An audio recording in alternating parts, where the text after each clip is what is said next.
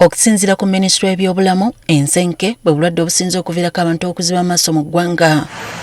Ebibalo biraga nti abantu obukadde 3 balina ekizibu ky'amaaso. Benadetta Zawedde, mutuuze w'e Nantule Mukono, aludde ng'atawanyizibwa n'ekirwadde ky'amaaso. Ono yalongoosebwa emirundi egiwera wabula nga gaddamu. Baagalongoosaako okwo naye kati emyaka giyiseewo nga 13 naye gagira ne gaddamu ne gansiiwa. Zawedde y'omu ku bantu abaganyiddwa mu nteekateeka y'okujaguza amazaalibwa ga Ssaabasajja ag'emyaka 7 bwe baaleeteddwa mu lusiisira lw'ebyobulamu ekisoga mu ssaza ly'e Kyaggwe nga luweemuddwamu omutwe aba Helena Community Hospital. Essira liteereddwa kujjanjaba amaaso g'abantu ba Kabaka. Dr. Stephen Mukuye nga mukugu mu kujjanjaba amaaso annyonnyodde ebisinga okuviirako obulwadde bw'amaaso. Kivudde ku byuma kalimagezi tuzite computers amasimu getubeerako omwaka gumu bamuwadde tabuleti ebyo byonna bimu exposinga ku blue light ekosa amaaso ge n'enkula yaago. Okusinziira ku Dr. Mukuye, endwadde z'amaaso ezimu ziba za nsikirano. Tibwobanga olina maamawo oba taatawo oba yenna ow'ekika kyo nga yali alwaddeko nga bagamba nti alina pressure y'amaaso, nawe kitegeeza gwe ate olina emikisa mingi okufuna obulwadde bwa gulukoma because bo butambulira nnyo mu famire. Kati akalaatidde abantu okwegendereza bye balya kyagamba nti kyakuyambako mu kuvvuunuka ekizibu kino.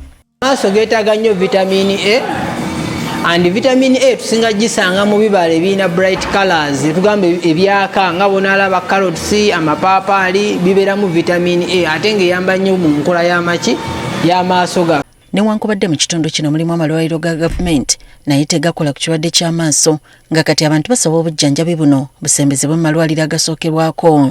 Kuba ffe tuli wala omuntu okuva kuno genda Mengo okufuna obujjanjabi ssente mpitirivu tosobola kufuna bujjanjabi. Naye naffe aba wansi batuteereyo obujjanjabi obw'amaaso mu byalo eno wansi abantu balwadde. Mu lusiisira luno abantu abasoba mu 7 be balongooseddwa amaaso naddala abalwadde b'ensenke. Bano beebazizza Ssaabasajja okuvaayo okubakwasizaako ku bujjanjabi obw'obwereere. Bw'oba tolaba ng'amaaso tegalaba obanga ku nsi ataliiko kubanga n'okutambula obutambuzi otambula obuukabuuka. Kakati noffe abakuze emyaka balina abazzukulu bakababonyabonya gwe ne bakoowa nti essuwaani agijjawo n'agizeera ogera okukakana ng'okozezza mu ttaka. Mu kulwanyisa endwadde zino Mukama ate wewaggulirawo eddwaliro lino erya Helena Hospital wane waffe mu Kyaggwe ekisoga. Mukama wange ate wewaggulawo eddwaliro lino erikulembera musajja wo mukalazi alina otukola obulungi obutagambika.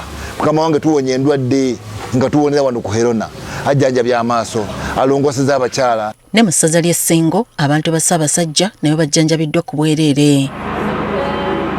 Bano babadde ku mbuga y'essaza y'e Busimbe mu disitulikiti y'e Mityana. Njagala okwebaza Ssaabasajja Kabaka olw'okuleeta wano olusiisira lw'ebyobulamu kubanga abantu bangi amaaso gabaluma abaana bangi nga era n'olusiisira lwe baatire yatuteerawo 11-12 era abantu baali bangi ab'amaaso baafikira. Obwakabaka buzimbidde abantu baabwo eddwaliro. Twebaza Ssaabasajja Kabaka olw'okulafuubana okw'amaanyi okulaba ng'abantu babeera balamu. Minisita wa Kabaka owa gavumenti ez'ebitundu Oweekitiibwa Joseph Kawuki alaze obwennyamivu olw'abakozi ba gavumenti abakolera mu bizimbe bya Kabaka kyokka nga tebasasula za bupangisa. Kyagambye nti kizingamya emirimu gy'Obwakabaka. Kati bw'obeera mu bintu byaffe mu kifuba tosasula obiremeddemu ddala oyawukanira wano obote tera okukiweka obote yabitwala. Museveni n'abikomyawo 2013 gweweereza Museveni oyagala nnyo Kabaka naye obiremeddemu tosasula oba okolerera ani. Ensiisira z'ebyobulamu bye bimu ku bikulembera okujaguza amazaalibwa ga Ssaabasajja Kabaka ng'ag'omulundi guno gaakujagulizibwa ku Lutikko e Lubaga.